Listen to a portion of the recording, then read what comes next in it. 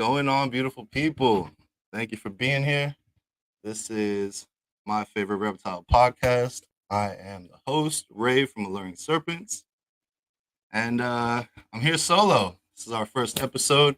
We're going to be focused on business. Uh, our first guest is going to be KG and D from Bomb Project, so that's going to be super cool to have them here. Um, Hold on, we're having technical difficulties. All right, it's all good. So first and foremost, thank you guys so much for being here. It really means a lot to me. We're going to be focused on business and just the mindset behind certain things, and hopefully that'll give us some insight into things that we didn't know. And the goal is to learn together and grow together. So I feel like that's super important, and we should all have something to learn from this. Also, it's Memorial Day weekend, so salute to all the soldiers out there that have fallen, and anybody in the military or anybody that has military in their family that has passed away. Make sure you reach out to them and just check on them because it's a tough time. It's not just about barbecues and having a good time. So without further ado, I'm gonna keep that intro, and we're gonna pull D and KG up on screen.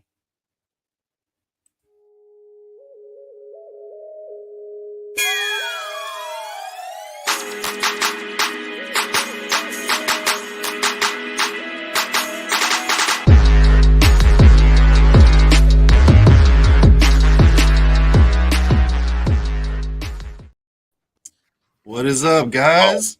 Oh. Hi. Hey, what's going on? How's it going? Let me get another one of those. Oh, here, I'll tell you. Cheers, man, to our first episode, guys. Thank you for being here and doing this with me. I really appreciate it. Scary, baby. Yeah, it feels a little weird without my boy T Keys here. It's kind of awkward, yeah. Isn't that crazy? He's in the comments. You solo, Yeah, dog. yeah. You solo. Actually, let's talk about the comments real quick. Let's give some people a shout out. First and foremost, the comments going crazy, bro. More Valley, appreciate you, bro. Thank you for being here. Comments going Don crazy. D, appreciate you. Big Dog Boso is in the house. What it The do? supporter of all supporters, man. Appreciate you for being here, Big Dog. Eric's Morph Factory, had a great time at his barbecue. Definitely looking forward to the next one. Thank you for doing that for us. It was a good time. Yeah. Thanks for the invite, Eric. Appreciate it. Yeah. Next time we got you. Oh man. Yeah. Bay Area. Let's put a bomb in it, he says. Thank you. There he is. Big Dog Keys. Major key alert, as the homie KG would say. Who else we got? Machete. Yo, man. Yeah, hopefully this guy does not suck. That's hilarious. Yo, Chris, what's going on? Thanks for being here, bro. Appreciate that. What up, Greg? Who else we got? Keisha. Where's she? Oh, not just Keys, but Keisha. Yep, I see you. Keisha in the house. We got Kilolo. We got Nico in the house, off-season reptiles. Appreciate that. The villain himself. Oh, Villarino. Thank you. V Unit. Yeah, shout out to the V Unit people. We love y'all. Tommy in the house. Tommy, appreciate you for being here. Young Thomas.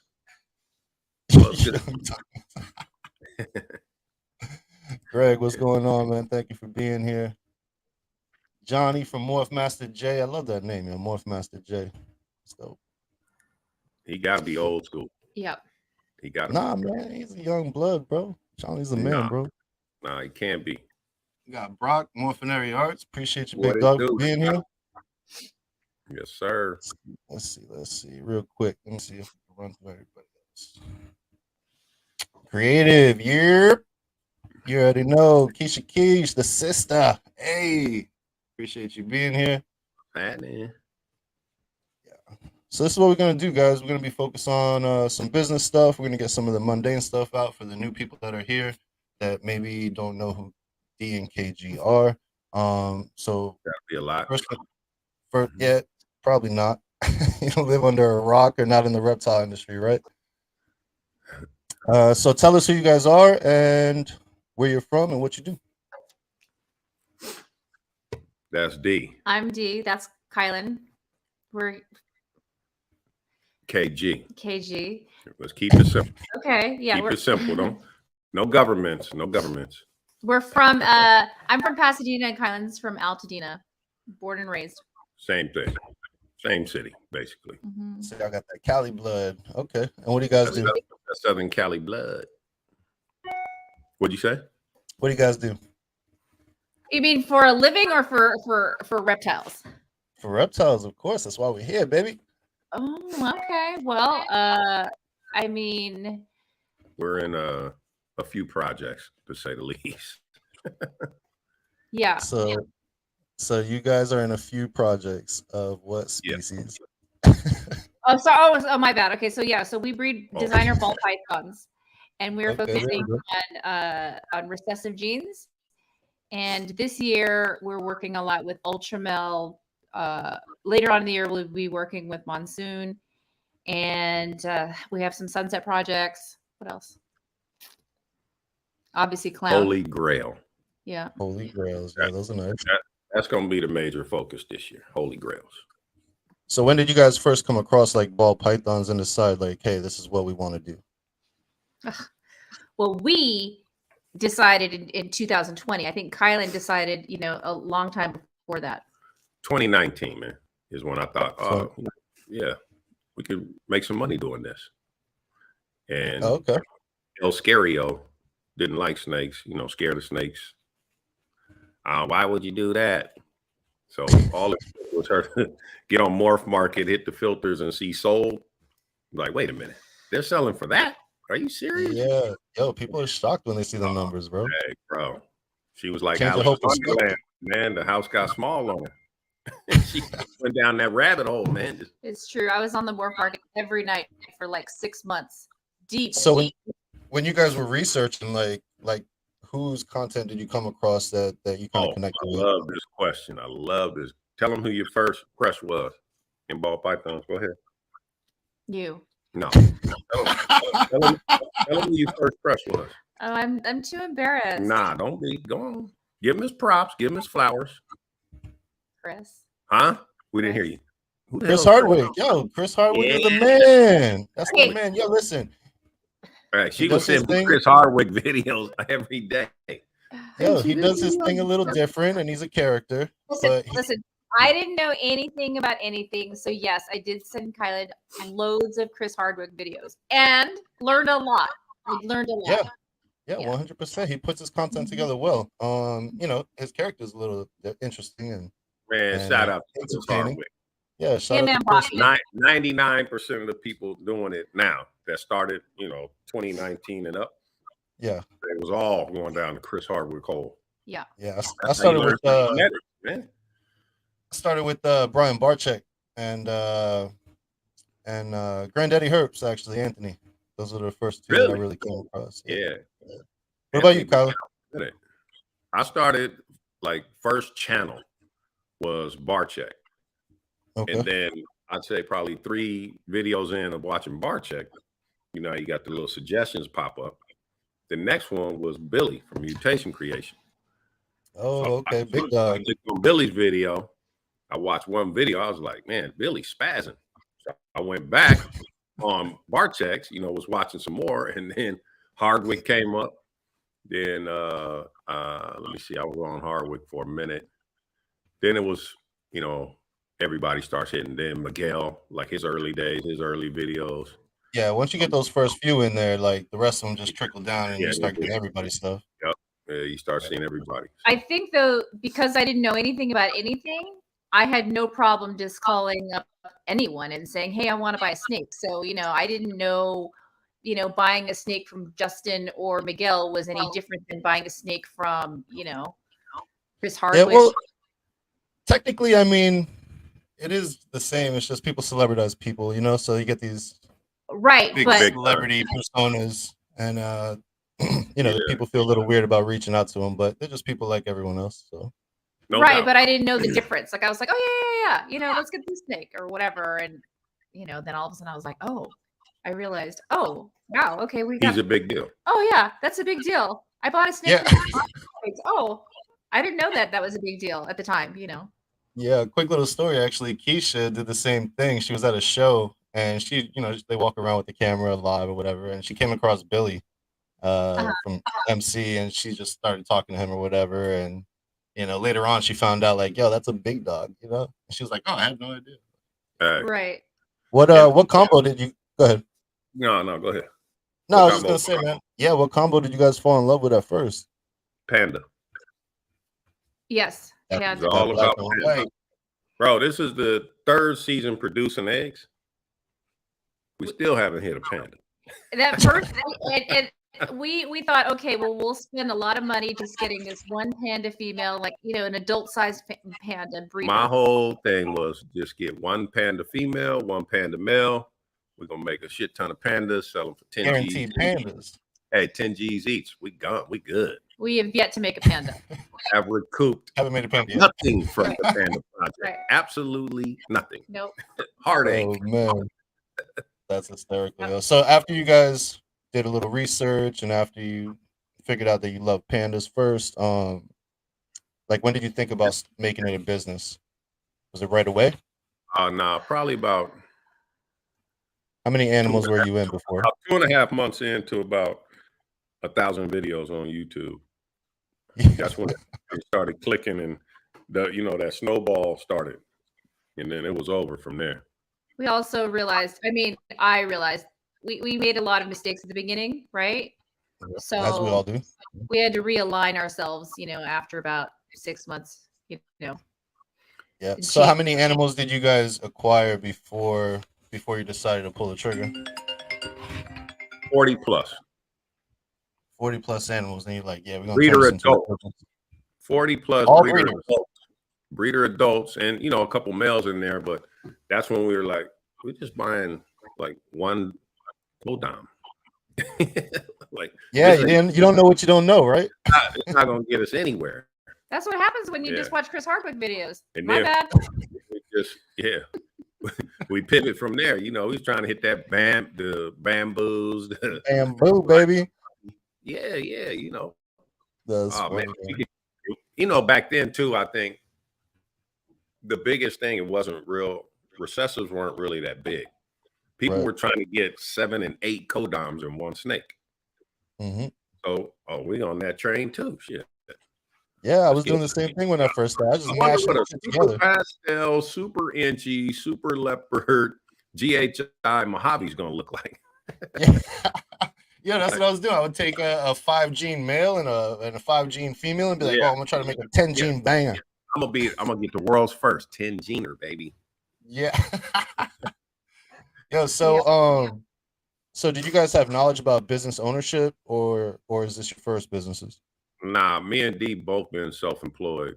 I've been self-employed my entire life. D's been self-employed for the last 12 years. So okay. Did you guys go to anybody for help with getting the business end of it started, or did you just self-educate and go for it? No, I think we just sort of like, we had already decided that we wanted to do the business, right? So, and we just learned, or we just focused on our strengths, at the time, and just started taking care of the animals and building the brand at the beginning. That was just, the idea is just to build the brand and make the best snakes that we could. So who came up with Bomb Projects? D. Yeah, I had this, my consulting business was called Bond Projects, but it just worked for the snake business as well, right? Yeah, we got snake projects. It makes good sense. Yep. Well, that's all you hear people talk about is, I'm in this project, that project, this project. And we're from an era, you included, Ray, where bomb was like, if something was the bomb, it was the best. Yeah, 100%. Yo, that's the bomb, son. Yeah, Bomb Projects was it just worked. It fit. Yeah. So starting the business, did you guys you already knew how to start the business, get everything set up? Are you guys all like trademarked and have all your logos and designs and all that stuff? You hear that? So everybody out there, you trying to bite our fucking logo, our shit is trademark. You will get a cease and desist. Yeah, hey, they ain't messing around, so don't play with the Bomb Project's logo, okay? It's legit. Did you run into any challenges getting the snake business started? I mean, every month we have a new challenge. Yeah, I mean, you know how it is. Anybody? Yeah, no, but just at the beginning, like when you're piecing everything together and you're figuring out how it's all going to work. You know, we started small and we kept buying racks. Hey, we started with racks. Ray, we had a snake that gave the prelay shed, and we still didn't have an incubator. So we were moving so fast. There were certain things we overlooked, right? Like, oh snap! We gotta get this going. These eggs are about to drop, and sure enough, I think we got our first incubator from Miguel from Always Evolving, and I would say 2 or 3 weeks after that, eggs, boom. Nice. And we were like, so you were prepared, but last minute. We were thinking, you always think, oh, everybody's not going to go. So we thought, okay, first season, we should have 10 clutches. How many did you end up with? First season, at one point, we had 17 clutches in the incubator at one time. Like, it just came like, bam, bam, bam, bam, bam. But you have to remember the snakes that we were breeding at the time. They weren't, the recessive projects that we're working on now. Yeah, everybody has that pivot moment where they first start with some just whatever, just to get their feet wet. Y'all got your feet wet. You jumped in. You didn't even get your feet wet. Y'all was like, and it's crazy because and the next pivot from there was, let's do a show. Yeah. And our first show was a super show, like the biggest show. Nice. Man, we were scrambling.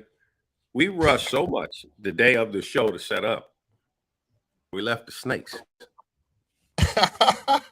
Got to the show and was setting up like, where the snakes? I thought you had them.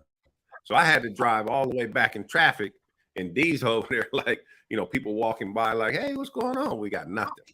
We had some snakes with us, and I did sell some snakes. So by the time Kylan came back with the snakes, he's like, here, and I'm like, I sold like 6 snakes. I mean, I don't think we've had a better snake selling day since that first day when we were so unorganized. So anybody new breeder, just jump in, man. Yeah. Not prepared or not, just show up. Yeah. How far was the commute from the show to your place to get the snakes? So in the morning, if you leave, LA is always traffic. So and this show was next to downtown Disney, the Anaheim Super Show. So in the morning, there was no traffic. At 9:30, when I figured out I left the snakes and I drove back. So going there took, let's say, 35 minutes. Okay. Get back to get the snakes was about 60 minutes. And then coming back to Anaheim was about an hour and 20 minutes. So imagine, I've never done a show before. I'm just standing there. I'm looking around and I'm like, okay, you just sell. But you got it done. I don't think it was literally like I came back with snakes. It seemed like as soon as I got them all set up, you heard the guy on the PA. Okay, the show is closing. We'll see you guys tomorrow. Like, what the hell's going on? It's over. Yeah, it was crazy. Yo, that's hysterical, man. For anybody, if you got more than 5 animals, vend the show, man. Mm-hmm. That's the best advice. You're gonna get the best advertisement. You're gonna meet, it's good times, man. Vending is fun. So let me ask you this: anybody that's about to start a business, what are some things that maybe they shouldn't do? What are some things that you learned about what not to do? I mean, for me, I think that you should have a game plan of where you're planning to be in about a year, because we spent a lot of money on stuff we didn't need to buy because do your homework. We didn't think that we would grow as fast as we grew or even get as big as we were. I mean, to be fair, at the beginning, our plan was to buy 4 snakes and breed those 4 snakes, and that was it. Right? And we bought like a mini rack for like, $200 from Craigslist. But we bought, after like 6 months, we had, we reached out to a local guy who was making racks for us because we didn't think, we're going to need a freedom breeder rack or an ARS rack. But we just kept buying and buying and buying stuff we didn't need. So with that being said, scoot over, D. These racks are for sale. Okay. Yo, if you need some racks, hit them up. If you're in Southern California and you need a hatchling rack, reach out. But those racks have been really good for us. I mean, they can't, they hold about. They do the job. It's about 150 snakes in here. So, and then we got 2 incubators. too. So if you need an incubator in Southern California, reach out. We have a Sea Serpents incubator. Hot box, and I don't know what that other Sea one Serpents. is. No, the first one we got from Miguel. That white one. Yeah, I don't know what it is. It's like Sea Serpents. It'll hold about 60 clutches. But it did as well the first season. I mean, you know, I mean, yeah. Hey, listen, if it works, it works. I got freaking Home Depot racks right now, and I got a wine cooler that I converted into an incubator, and everything works really good. So you know, I'm a fan of. Yeah, I'm a big fan of. If it works, it works, and it ain't stupid, right? So when you guys say again, oatmeal's better than no meal. Damn right. So having nothing is worse than having, you know, like you said, I got something. Better than nothing. I got something and it works and it's functional and I'm happy with it. You know, I let my snakes buy all my professional racks. So when you guys started really understanding like the way projects work and things like that, and you made the choice to pivot, what were some of your first purchases as far as like projects that you consider okay, this is going to be a foundation? I'd take aside from the panda. Aside from the pandas, aside from all the you know, the first big project that we thought we're gonna crush it in was the Cinder project. And D came across Cinder. I wasn't familiar, so she was on Ozzy Boy shit. Yeah, I'm not familiar. Yeah, so Cinder's in the Mahogany Stranger complex. Okay. And at the time, Ozzy was trying to prove that it was the same, that Stranger and Cinder is the same gene. Okay. Right. So Outback came up with Cinder, and then Ozzy bought the project or bought into the project. And you know, he's been the only one pushing it. So what were some of the deciding factors?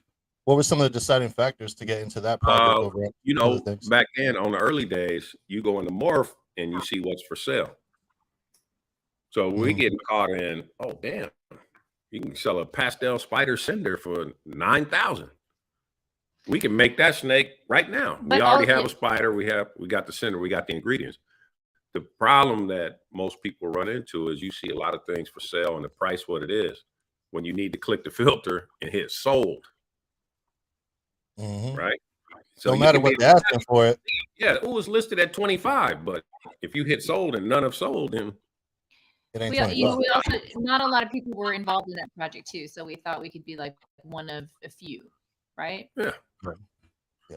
And at the time, we thought we were spending a lot of money on a male for that male that we got.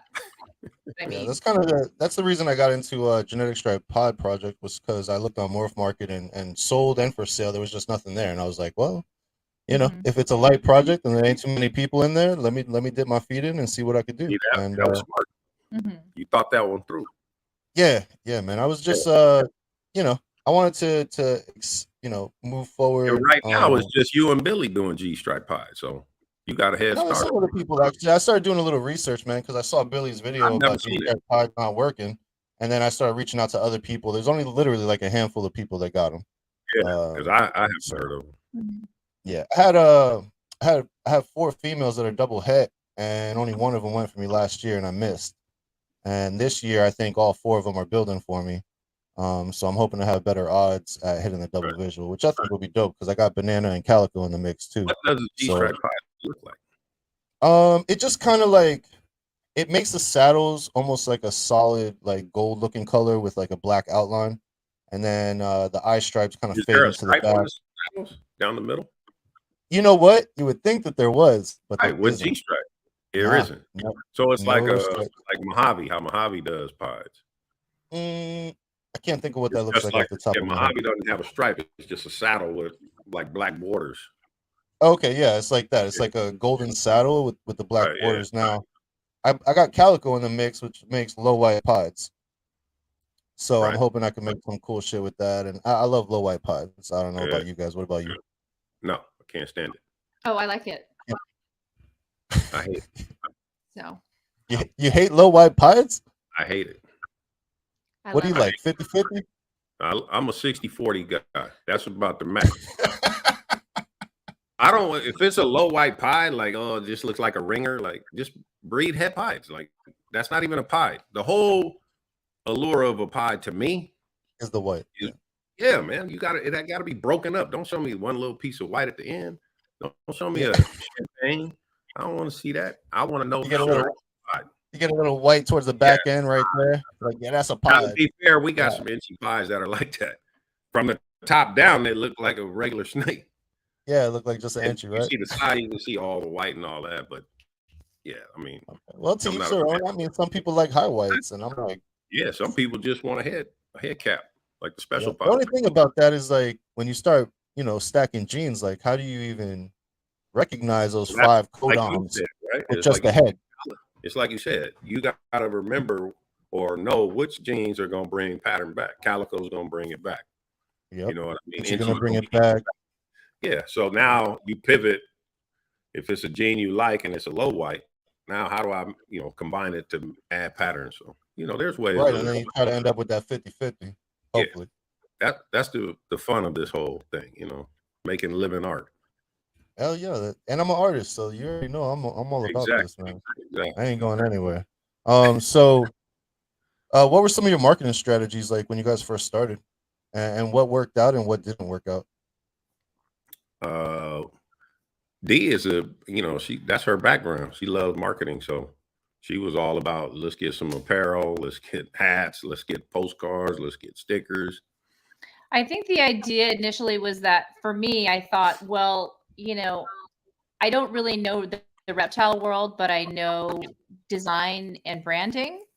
So I thought we could, create a brand that was like the supreme of the skateboarding world, but the cool, hip hop flavor for the reptile world, right?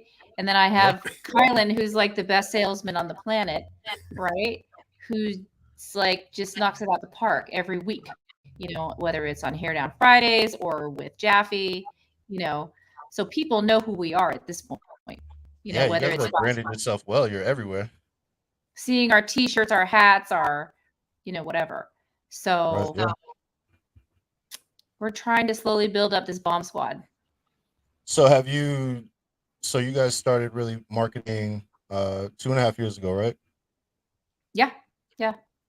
Have you switched anything and maybe like used a different approach now from when you started? Like, are you more focused on social media, or are you still focused on heavy branding? Everything needs to be bomb projects to get it out there. Well, it was it was social media too. Like we constantly, it was a huge goal. Me and Dee talked about it. We were probably floating around 750 not subscribers. What is it on Instagram? No. Followers. We floating around 750 followers, and he said like this, Mark, we got to get to 1,000 followers by this time. Like say it's the end of the summer. And that's when it like my wheels started turning like, oh no, I'm gonna make us get there. Don't worry. And she's like, yeah, right. So we started posting more pictures, and I would, I went on my Facebook personal. It's like, hey, if you don't follow my business page, delete me. I put pressure on all my friends and family, and you better tell somebody. I'll find out. None of their head. You better follow me. Exactly. That's funny, man. So you guys both run the same Instagram. Who's putting in more work on the social media side? I know KG, you're putting your face out there more. But when it comes to the Instagram and the Facebook and he's probably posted 90% of the posts on our Instagram page. But when we're responding, it's 50-50. You never know who's responding to. I mean, you can tell if there's a plethora of emojis, it's probably Kylan responding. Yeah, honestly, I don't know who I'm talking to sometimes. I just be writing stuff in and it's gonna hit one of y'all. if I complain that you called me bro, then it's me.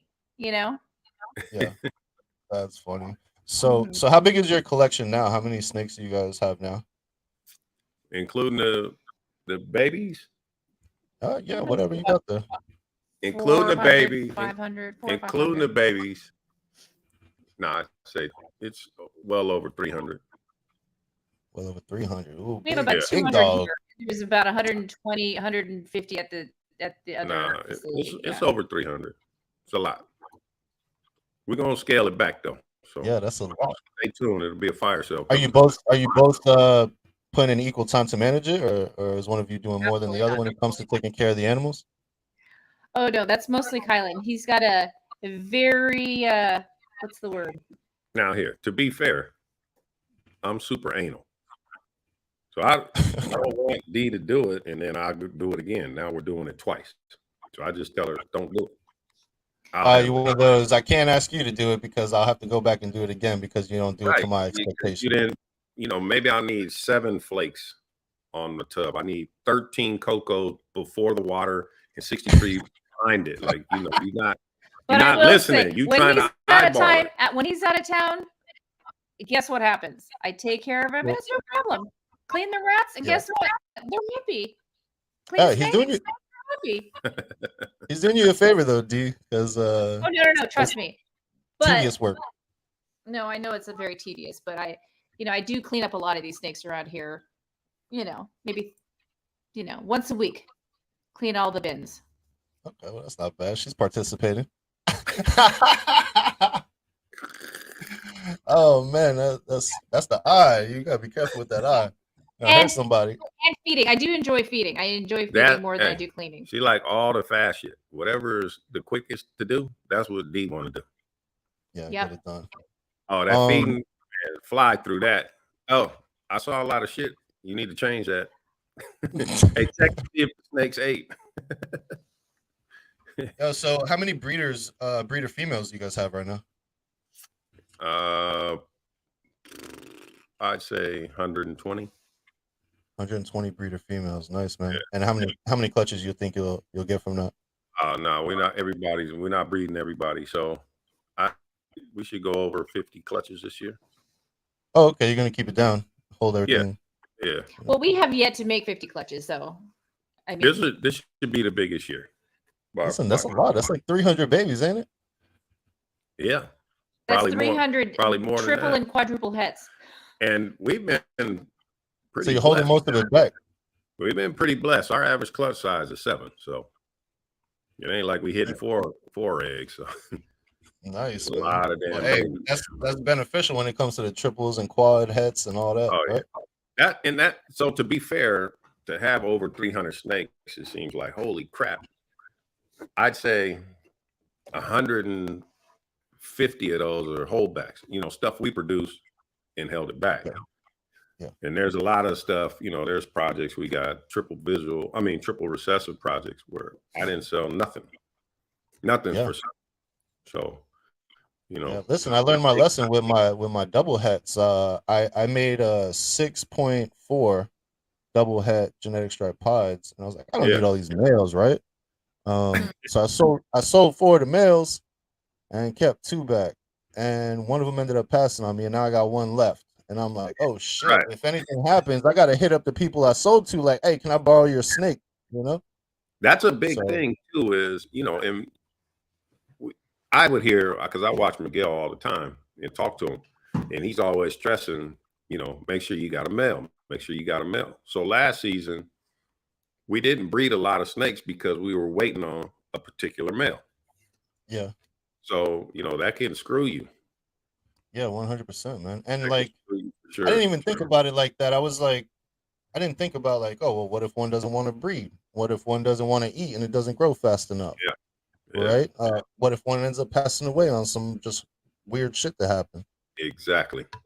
I'm telling you. I mean, the more time the longer you do this, you're gonna have so many peaks and valleys. Yeah. Actually, moving forward, that's what I'm going to be doing is holding back everything. I don't care how many males I got them, and I got a small collection. You guys got a big collection, so I don't know if you have to maintain like, we can only really hold back. The longer you hold it, the more valuable the snake is. Right. The snake is at its cheapest price when it's a hatchling. So the longer you hold it, the more it's worth. 100%. You know what I mean? Yeah. So you're not doing yourself a disservice by holding it. Oh, I need to sell this. So when you guys time to sell a snake, when you look on the MorphMarket, you're like, there's no males available, there's no male breeders available. Everybody wants one. You'd be like, bam, put it up there, and it's gets sold the next day. We sold a couple of ready to breed males, and we could have sold them for more because if you waited a little bit. And the value, how posted on a Wednesday night, Thursday morning, you got 17 emails about that one snake. Yeah, that's like, good. Oh man, maybe And the first person you respond to is not even asking for a discount. He's just like, send it. You're like, oh damn. We did Should that. I have put the price a little higher? Yeah, we did that backwards. But you live and learn. Yeah, you live and you learn, man. So listen, when you guys are looking at clutch outcomes, do you gauge like okay, worst case scenario, this is what we could hit. Best case scenario, this is what we could hit, and then like every single clutch.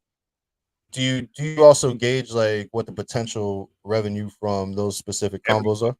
Every clutch we think about it. When that female lays the eggs, based on how many eggs, then we go through the whole, it's a 1 in 16, a 1 in 64, whatever.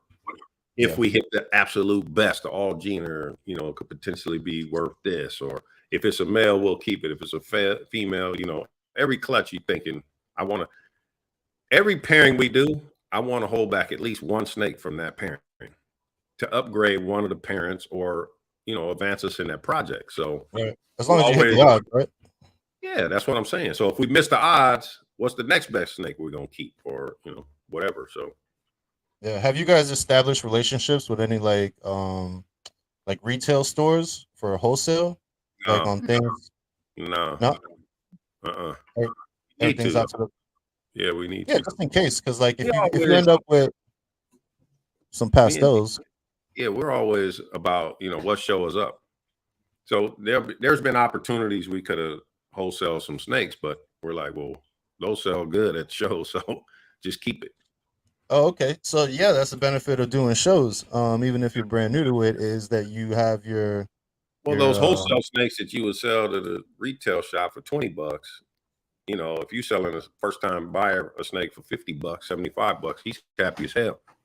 And it gets your name out there, right? So every show that we do, we're happy with the outcome, no matter if we make any money or not, right? Because we're spreading the word of our brand, and people get to meet. It's advertising. Yeah. Whether they want to hang out with us. Look at it as an advertising cost. Yeah. The money is going. We're gonna get into some show talk in a minute, but like what platform have you found like generates the most like traffic to you guys when it comes to Instagram? Hands down. Are you guys spending more of your time on Instagram, or do you spend your time on TikTok, Facebook? Are you all over the place?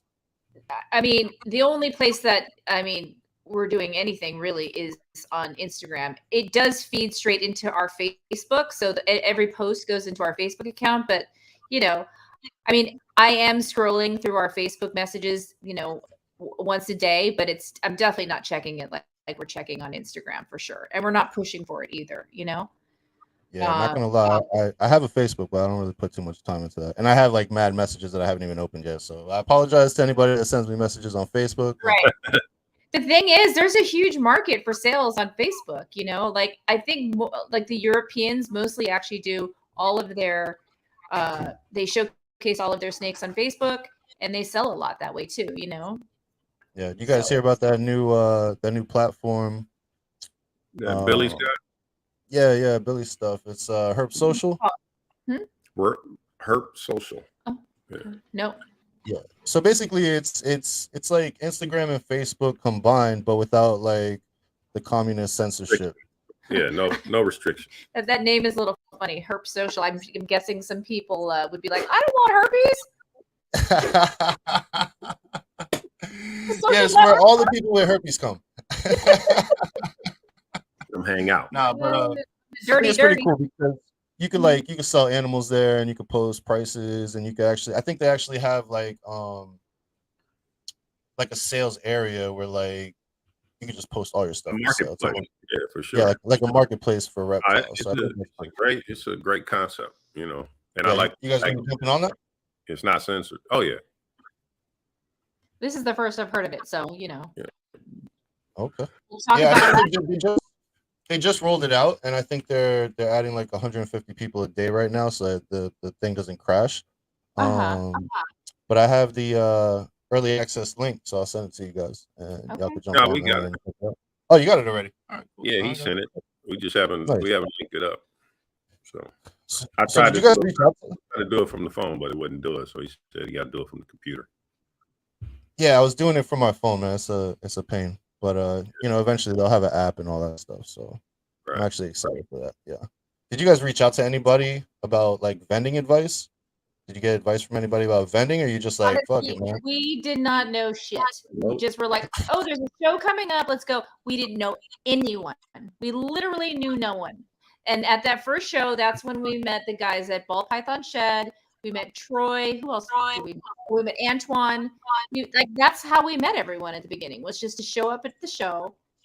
We just had the audacity to roll ourselves in and just set up and just be like, okay, well, we made some snakes. Here they are, right? What's up? Yeah, and KG stands out like a sore thumb, so I'm sure everybody was like, he does. And at every show, he's got his little ambassador snake Versace around his neck, and all the kids are coming over, so it's like a big to do. So yeah, it's good. Oh yeah, actually, I'm not saying you're bozo. Okay. I'm just saying you're inviting. He's inviting. Interesting choice of words. Inviting. Yeah, let's go see Bozo. So what were some of your goals for how you wanted to present the business? Like, what were some things that you wanted to make sure you had? Did you have displays? Did you have, like, I've seen you have mannequins? Did you have everything that you needed? Oh yeah. I mean, I think from the beginning, I wanted to present our business like it was a legitimate. I was thinking, okay, we got to present ourselves like we're like Prada or Gucci or any other legitimate, branding opportunity. Put it out there and make sure that at every touch point, our branding is strong. You know what I mean? Yeah, 100%. Top tier. No fucking around. Exactly. So, yeah. So, we made sure that our t-shirts were, strong, and we had hit them hard with those t-shirts and the postcards and everything, from the very beginning. And our display looks consistent every single time, whether we're, disheveled and unorganized, hopefully it doesn't look that way to the public. Yeah, I always tell people, like, yo, I'm nervous and I have anxiety and I'm panicking, and they're like, oh man, you look cool, bro. And I'm like, you don't look that way at all. You don't present that way at all. Yeah. If you guys only knew how I really... Ray, tell them how you feel. Yeah, listen, for all you people out there dealing with anxiety and nervousness, like, get out your comfort zone, get shit done. It's where growth happens, and you'll be happy that you did. And the people that love you are going to support you regardless. So, yeah, let's do that. For the people that haven't vended a show, what were some steps that you had to take to lock yourself in with a table? Did you have to, email people? Did you have to get in before a certain time to make sure that you had a table? Well, I think that, regarding the shows, we've put together for the Reptile Super shows, at least, we have a good relationship with Rami, who sets up that show, right? So I'm always like letting him know what we want to do the show, and I pay ahead of time for all of, the next few shows, right? Oh, okay. Yeah, so you lock it in for you want your spot, once you vend a show, then you kind of figure out, okay, I want to be somewhere in this vicinity. Okay, so you get to pick your location. I want to vend a show, they might throw you in the corner where nobody goes, or you might be next to turtles or something, Right. So where do you think is the best place to have your table at? Towards the entrance, towards the bathroom, towards the snack bar? You want to be next to the big dogs. You ask the promoter, hey, is X, Y, and Z promote? I mean, are they vending? Yeah, okay. You have anything close to them? Because you know that the people are coming to see the big dogs, and then you getting all the scraps. Oh, gotcha. Yeah. I don't like to be at the big, at the front, because people are always like, when you enter the show, they see your stuff, they're like, let me think about it. And then halfway. I want to go see everything else. Yeah. No, exactly. They walk. If you at the front, you think, "Ooh, I'm catching everybody," right?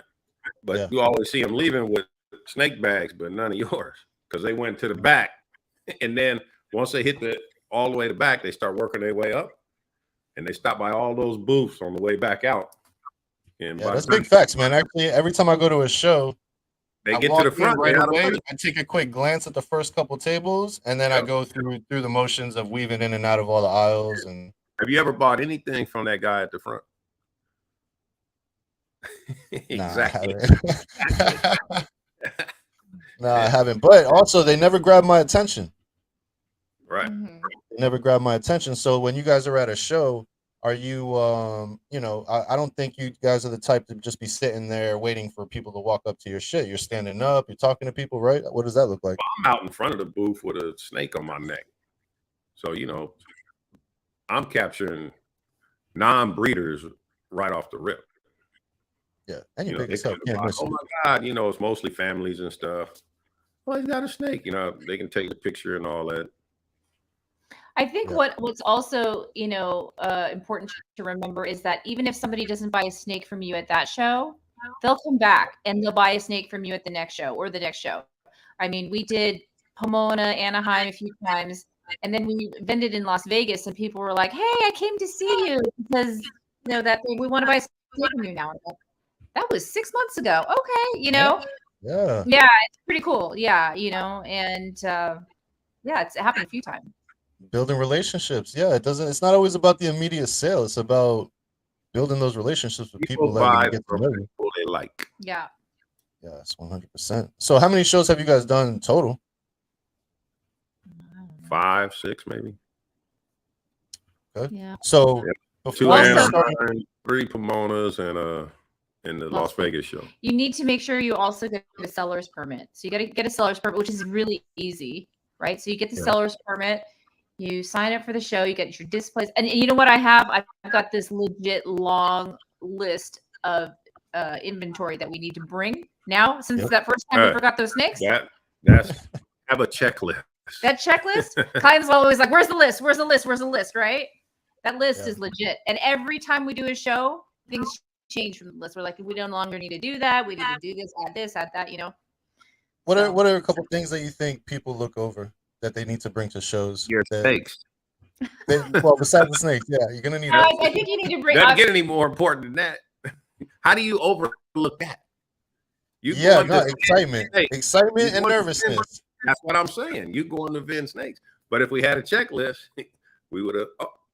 At every show, I use our little show kit, which inside there has scissors, it has tape, it has a label maker, it Band-Aids, Neosporin, all that shit, right? Ivermectin, alcohol. And, you know, and kind of be like, where's my allergy medicine? And, you know, expect for it to be there, right? Out of nowhere. So open the show kit. It's probably there, right? Zip ties, all of that shit. It's all in there, you know, and that's all on our list too, right? So before extension cords, all that stuff, paper towels, everything. Yep. Surge protector. I mean, that first show, I couldn't find the key to one of our displays. We had to borrow one from Christian is it Bob's Balls? Yeah. No, Bob's Balls. Yeah, Christian. And he was like so nice. He's like, you just have it. And he's like, they're the same for every lock. And I was like, oh, okay. Well, thank you. Yeah. Right. Thought you were secure, right? Yeah, exactly. Yeah. Not so secure that way. So speculating what a show would be like and then actually doing them, what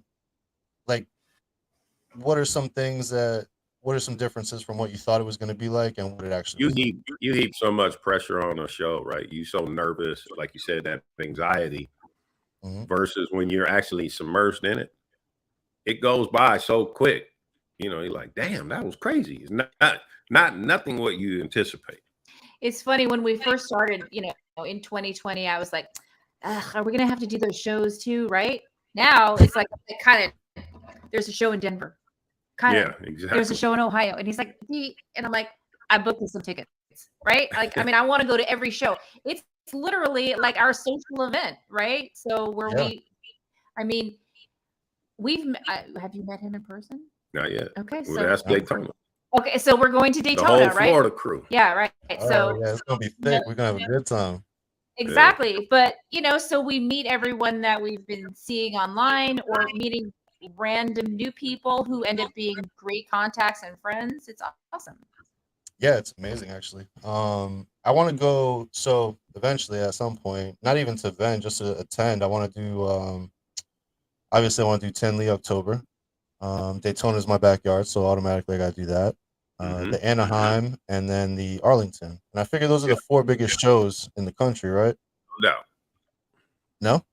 Those 4 are the pinnacle. Well, we haven't been to Daytona. We're going, but we haven't been, right? We beautiful. Love Arlington. We love Tinley. We've been to Schaumburg. We got to do, we've done a European show. Now we need to do a Canadian show. We got to do the big CRB show.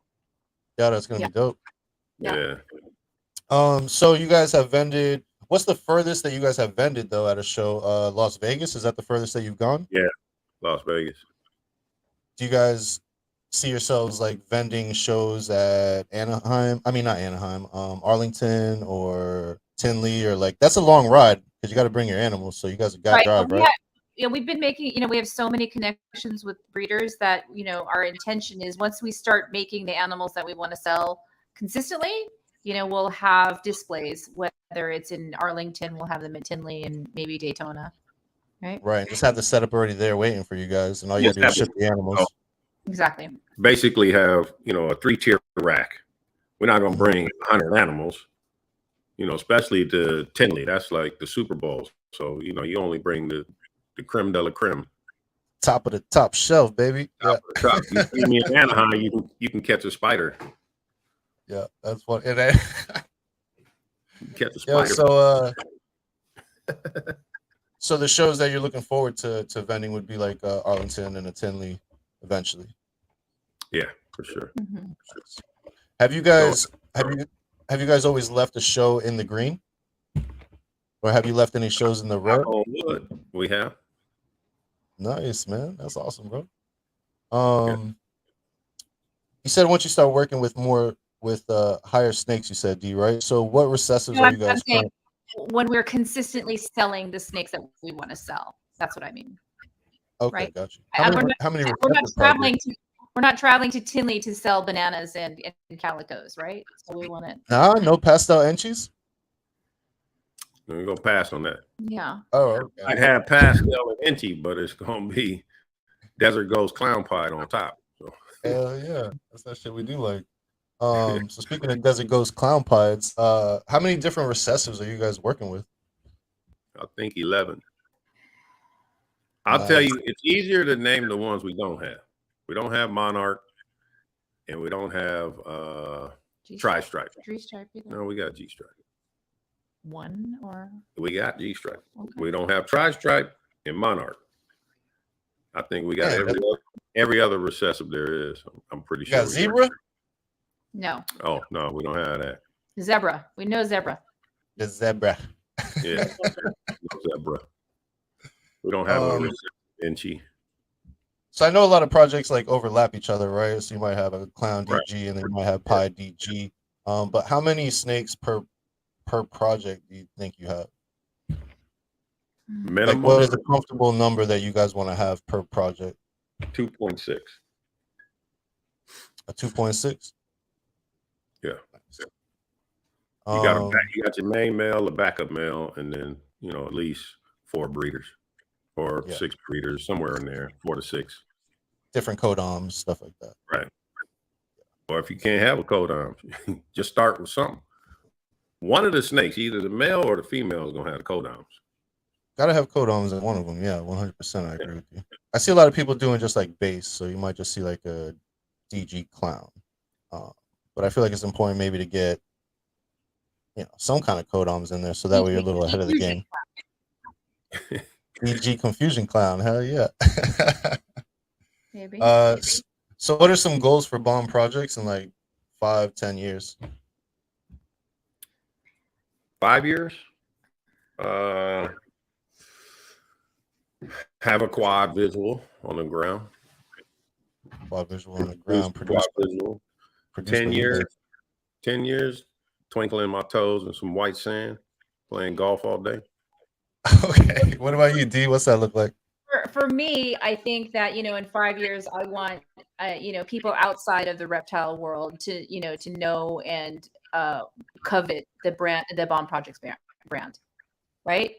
So I don't need somebody just to buy a ball python, just like they do for Supreme, people in New York clamoring to get those sneaker holders hoodies. Right. Yeah. And they don't even skateboard. Right. Yeah. They may or may not own a skateboard. Yeah, exactly. But it's the brand that they like. Right, exactly. 80% of them don't own a skateboard. Yeah. So they just like Supreme. Right. Yeah. Right. So based on your current collection, like what's the best thing you guys could hit in like let's say 6 years? So it gives you time for pets and growing them up and then hitting something. The best thing? Yeah, in your own opinion, what's the best thing you could hit in 6 years? Super Mandarin, White Lace, Desert Ghost, Hypo Clown Pod. You got all the ingredients. He didn't even mention Monsoon because that's where my heart's at. Yeah, you know? she's a Monsoon lover. Yeah. So what's your best one that you could hit in 6 years? I don't know. I mean, I'm just thinking off the top of my head, but probably something like a DG, a Monsoon. I don't know. Clown Pod. Sure. I don't even think I need the Pod in there, but you know, DG, Monsoon, something. Right. What's your favorite recessive, D? She just said it. Is it Monsoon? Oh, Monsoon for sure. Yeah. Hands down. Yeah. What about you, Colin? Favorite recessive? Yes. I'm always go with Pied, man. That's Pied what I love. That's where the heart's at. Always on Pied first. You'd think it was Ghost. Hey, listen, if I can only have one recessive, I'm going with Pied. Okay. It ain't the most expensive. That's the one I like. Yeah, no doubt. So what's your method for adding new codons to a double or triple recessive combo? I mean, adding codons to them? Yeah, so let's say you got a DG Clown Pod, right? And you want to get I don't know, Stranger Mandarin in there. So, what's your method to get those codons into a double or triple? Try to take the path of least resistance. So whatever that codon is, you know, buy those codons with the heads on top. Instead of making the heads and then waiting and raising them up, let's just buy a snake that with those, you know, say it's a Hurricane Stranger. Now I want Monsoon and DG. So I'll find the Hurricane Stranger that's double head Monsoon DG. Okay. Now what if you can't find them? Like let's say it's the combo hasn't been made yet. Right. So a lot of the stuff that I spoke of right now, we have the ingredients. So now, like you said, 6 years, we got to put in the work. Hatch out those heads now. Then 3 years, hit hopefully at least a single or double visual, and then, you know, decrease the odds. So now, you know, it's a lot easier by the 6th year, you're able to hit that quad visual. Right. Yeah. Getting at least one recessive into it to at least like counter. Yeah, you want at least 1 or 2 visual recessives already on when you're trying to hit the 3rd and 4th. If you just go on quad to quad, it's astronomical. So I assume they're your passion project. You guys have a passion project? I assume it's the Panda Pod? Monsoon. He's on Monsoon. I'm on Panda. Yo, I like where your head's at, dude. By the end of this year, we have I'm trying to make a multi-combo Panda Clown Pod.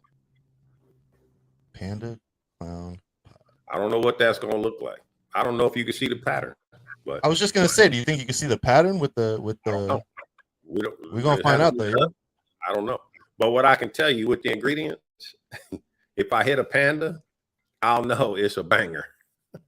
Yeah, 100%. Yeah, I see people all the time that produce things. That's a snake I would keep. I really don't care. You know what I mean? Listen, any pandas you guys make is gonna be off the chain because you've been working hard for that for like 3 years now. Yeah? Is a clown? Will it have a clown head on the Panda Pod? I don't know, but I'm gonna find out. I don't know. Another exciting, you know, clutch that's coming up is we have a Batman head pod to a mahogany clown head pod. What does a Batman mahogany clown pod look like? You know, I don't know. People for years steered away from spot nose and pied because they said it was low white until somebody produced the high spot. white.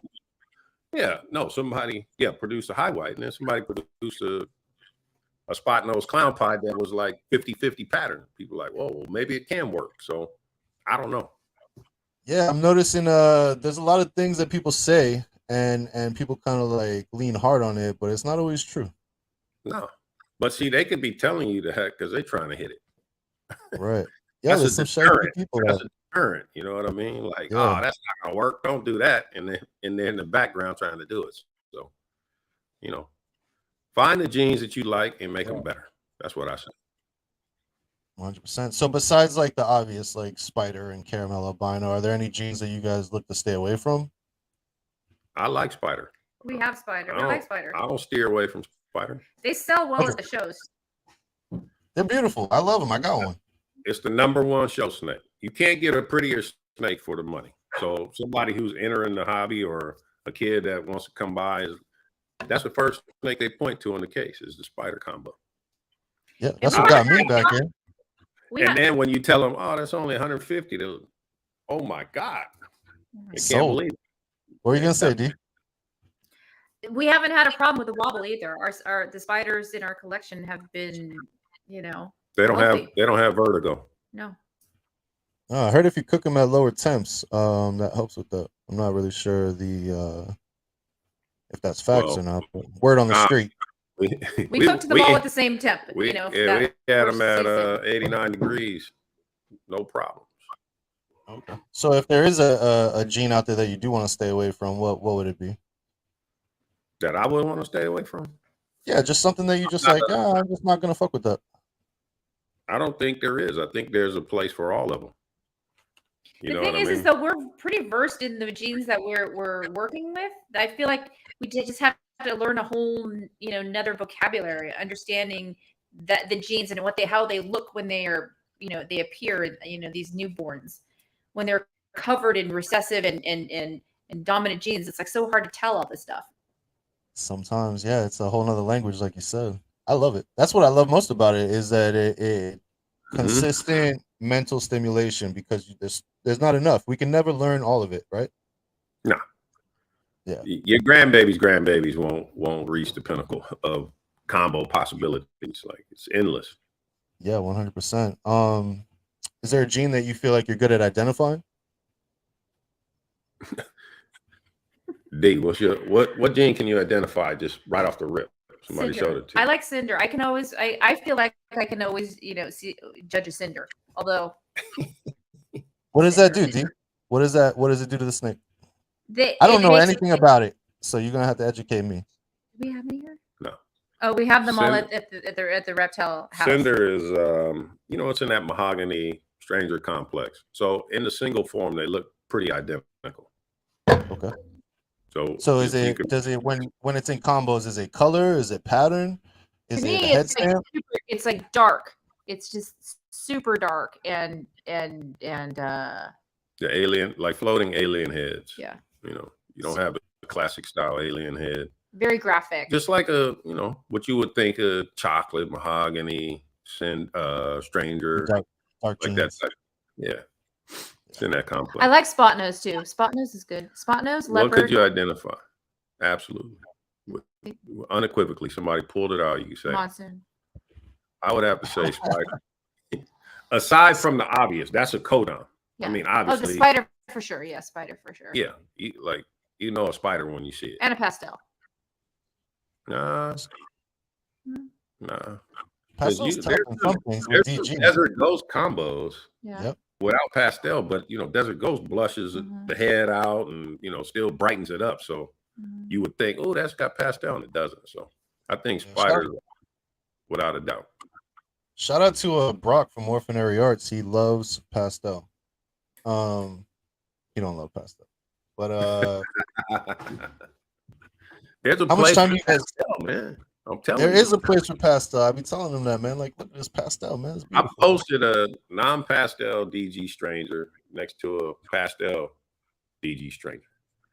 And everybody in the post was like, well, if I'm breeding, I don't want the pastel. But the pastel looks better. I mean, what even is that? Yeah, what does that mean? What does that mean? Yeah, it's a discount gene, as Dragon Soul would say. That's people thinking that if there's pastel in the combo, they can't sell it, or they can sell. It's a discount gene. It's got to go for less. So that's how their mind is trained to think. And in the same sentence, they still say, "I like the pastel better. It looks better." So, I think it's programming, man. Industry programming, baby. It's all about marketing, man. If Justin did a video with a pastel combo and told you this combo only works with pastel, guess what? Everybody pastel's going through the roof. Yeah. Oh, I need that. I need that pastel. Well, that'll be the day for some of these people. Triple hats. They're on it. Don't wait. So how much time? Yeah, exactly. Don't wait for somebody to tell you what's dope. You know, go out there and put in the time and experiment. That's the beauty of this is experimentation. Market your own, man. Market your own. Yeah, 100%. So how much time do you guys spend? Like, I know at the beginning you were going hard. Like D was sending you thousands of Chris videos, but like now that you've matured in your knowledge, how much time are you guys spending really studying genetics? Are you still studying it, or just like when something catches your eye? I'll tell you this. I can't speak for D. There's not a day that goes by I don't watch at least 3 new videos on snakes. Minimum 3. Not one day. Not one. I don't care if I'm on vacation. I don't care if I'm golfing. I don't care what I'm doing. I'm logging on to see who uploaded a new snake video.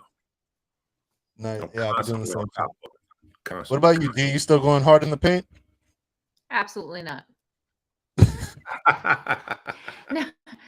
You know, Kylan sends me videos. I'm like, you need to tell me what frame to look at. Yeah, I gotta send her the actual watermark, like 8 minutes, 32 seconds. I can't watch an hour and a half of a video to get to the part where he's like, that's what, you know, just tell me which part to focus on.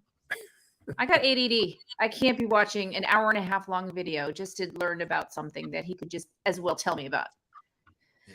Honestly, to be in this industry, you need a little ADD and OCD to succeed, I think. Yeah. So no, I'm not watching. I never really watched all of those videos. I did watch, you know, the videos on how to at the very beginning because I didn't know what the hell we were getting into, right?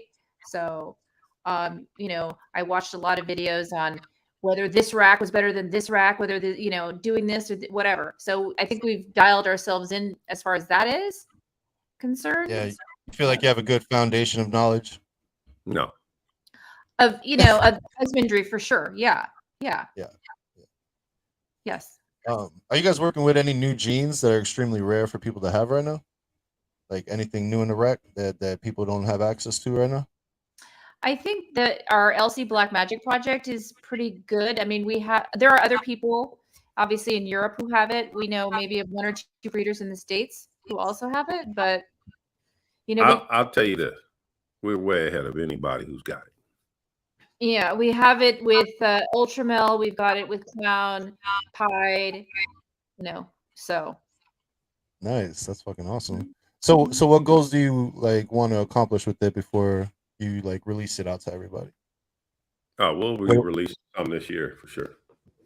Oh, okay. So you already hit your goals for what you want to do with it before you start letting some go. We haven't hit our goals, but I mean, we're gonna release some animals that get people in the project, get some legs, you know, get it going. But no, we haven't reached that snake yet. Well, listen, I think it's beautiful, bro. So thank you. Can't wait. Yeah. Can't wait. Yeah. So let me ask you this: when you start releasing it, because it's a new gene, like how do you go about pricing like combos that haven't been made yet, like with no guide available? You know, how do you? It's not going to be a cheap. It's not going to be a cheap project to get into. Yeah, of course. But like, how do you go about putting a number on it? It's just going to be. We're going to base it solely off of what they value it in Europe. The guy who founded the gene. Plus what we have, you know, paired with it as a... Yeah, then compound that with whatever recessive that we put to it is going to also add value, you know. Just a standalone LC, if you wanted to get, you know, we're not going to produce anything that's not at least double or triple head. So, you know, that's probably you're going to be entering, you know, 8,000 probably be the minimum you're going to be able to get in on that. Yeah. Well, that's awesome that you guys are taking it and you're putting it into recessives right away. I feel like a lot of people with new genetics, you know, the first thing that it hits is like pastel and some codons and this and that, and then it kind of like slowly works its way into recessives. Right. But you guys went balls to the wall. Let's go. Double visuals, double recessives. Get it. That's awesome. I love that. So are you guys breeding? You guys are breeding your own rodents? Yeah. Are you doing Norwegians as well as I know that you guys are dealing with we got colossal mice and Norwegians. We have a small percentage of Norwegians. So majority desert field mice. Yes, that's right. Colossal mice. Colossal. Yeah, I don't know about all these terms that people coming up with the weird stuff. Colossal mice. Yeah, I heard one the other day. I don't remember what it was. That's it. Yeah. Okay. So how many colonies? So you guys are you sustaining your entire collection, or are you still purchasing rodents from other breeders? We have plenty. Self-sustained, nice. How many colonies are you guys running right now? Here at the house, 40, 43, I think to be exact. 43 colonies. What are your like 1.3s, 1.4s, 2.10s? 2.7. 2.7s? That's a lot. Yeah. Are you guys like selling off like any overproduction, or do you, because they're I got a colossal food mice? I got a buddy I got a buddy who breeds and sells them. So that's the place I be seeing you at, right? In the warehouse? Yeah. So we help promote his business. Do you guys have like multiple streams of income as far as like are you selling cocoa? I know you guys have your own like apparel, snakes. Just snakes and apparel. That's it right now. Unless you can get us in with Coke and we can get Bomb Project Coke can or something. We're gonna start Kyle's gonna get an only page soon. It's gonna be you greasing his head, just like no. This is gonna be him with the ambassador Versace around his neck, but less clothes. What the? Hey, for all you ladies in the watching the replay or in the chat, make sure you look out for that. Now we'll do that. We'll start that on his birthday. Only fan. He'll start on his birthday in his birthday suit. So there's a lot of like, I feel like the industry is in turbulence as far as like people's energy, right? You got people that are super confident, you got people that are super scared. How do you guys maintain, like your confidence in the fear mentality that everyone's kind of in right now? It doesn't matter if it's snakes, if it's gasoline, if it's whatever. It doesn't matter. There's peaks and valleys in everything. So, if you're gonna be in it, you're gonna be in it. Get your feet in there, sink your feet in, and stay the course. Anybody who stays the course in anything succeeds. And I think because there's two of us, right? Like, if he quits, I'll be like, "What the fuck? He can't quit, right? We can't quit." And I think from the very beginning, Kylan used to say to me all the time, "We came too far to fuck up now," right? Yeah, like, facts. And we really came too far now. It's just like we've come way too far. Yeah, no, ain't no turning back. Yeah, no, that's one of my favorite quotes. You came too far to fuck this up. Yeah, 100%, man. I see people that haven't even had first clutches yet, and they're like, "Yeah, I'm getting out." And it's like, yeah, I'm bailing. Yeah, why, man? Why so scared? That's the thing is, it's not for the weary. You know what I mean? And that pertains to whatever you do. It doesn't matter what business, right? It could be your regular job or some people are just content with, I like the 9 to 5. I don't want to be a manager. They've been approached by managers. Hey, I think you should, apply to be a manager. Like, nope. I don't want to be here after 5:01. I want to come in at 8:59. I want to leave at 4:59. They like that schedule. There's certain people. Everybody can't be a chief. They got to be Indians. So 100%. And entrepreneurship isn't for everybody, man. This shit is it gets crazy sometimes. It's turbulence. This is not for the weary. I'm telling you. Being self-employed is a life lesson. Is, like you said, everybody can't do that. They like the comfort zone. If you're not comfortable being uncomfortable, don't even do it. Yeah, stick to that 9 to 5. Yeah. So who do you guys go to for inspiration? Who do we go to for inspiration? Shit, everybody. You, Keys, everybody that we talk to, everybody Pat, Mike, like all my people, that core group of people that I talk to on a regular. Tommy, like, it's just we inspire each other. We feed off of each other, Yeah, that's big facts. It's motivating. Do you guys have anybody that you're mentoring that's maybe new to the industry and is kind of like, hey, what do I do here, KG? What do I do here, D? A lot of people, reach out to me and D, for advice. And I've heard a million times, hey, you should do a Patreon. Man, just call me. I'm not down in Patreon. It's not for me. I feel like if I start something like that, then I got to be committed. I have to have a structure. I got to be able to have content. I don't have the time to do that. You know what I mean? Yeah. Well, y'all got 300 plus snakes, and then you're about to add another 300. I just can't commit to that. That ain't my lane. So and y'all do things outside of the snakes too, right?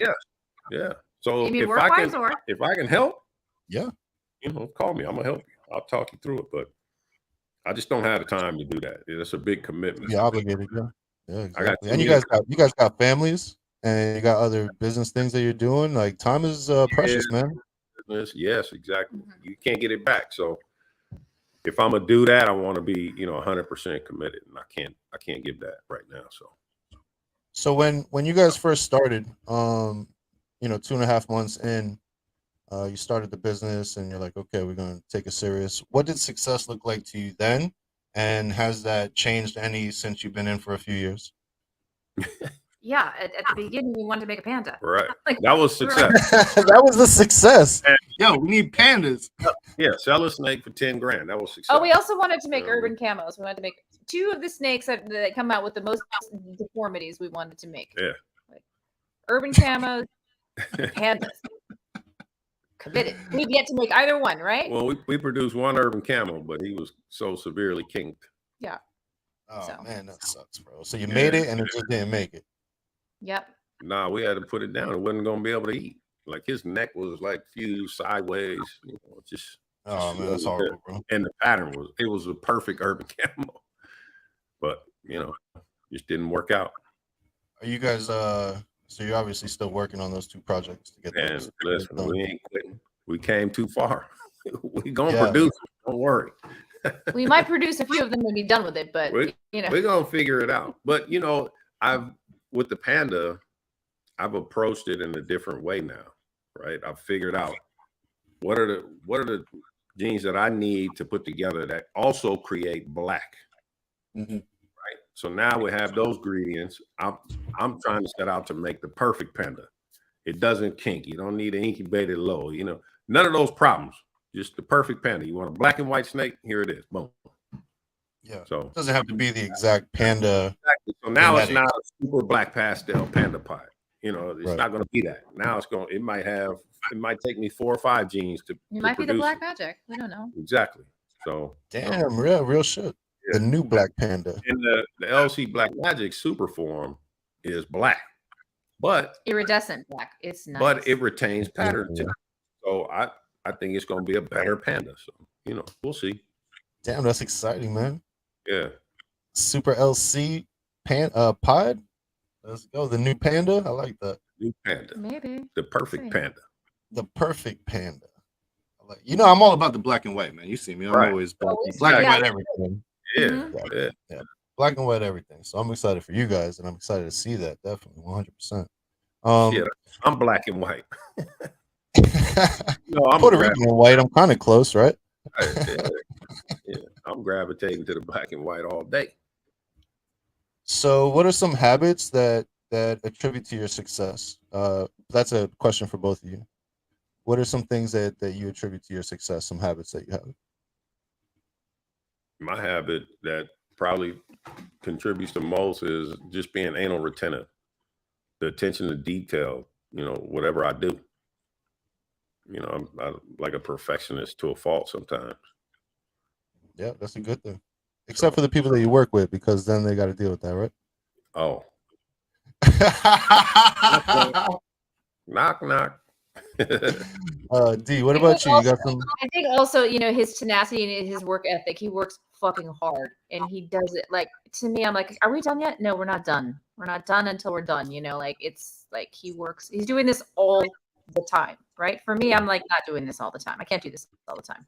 I want to do this. I want to do this. I want to do this.